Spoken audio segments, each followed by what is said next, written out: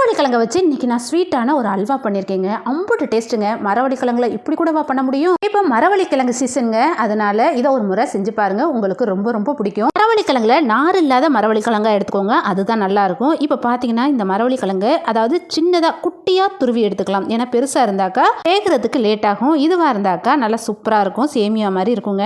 இப்போ நம்ம செய்ய ஆரம்பிக்கலாம். ஒரு அகலமான பேனில் கொஞ்சமாக நெய் சேர்த்துட்டு இதில் முந்திரி பருப்பு உங்களுக்கு தேவையானதை நல்லா செவக்க விட்டு எடுத்து வச்சுக்கோங்க. இப்போ இந்த நெய்யிலேயே நம்ம துருவின மரவள்ளி கிழங்கு சேர்த்துக்கலாம். சேர்த்ததுக்கப்புறம் இந்த நெய்யிலேயே நல்லா மிக்ஸ் பண்ணி விடுங்க. இந்த மரவள்ளி கிழங்கை நல்லா மிக்ஸ் பண்ணோன்னாக்கா கொஞ்சம் அதாவது தடிமனாக வெந்தது மாதிரி தெரியும்.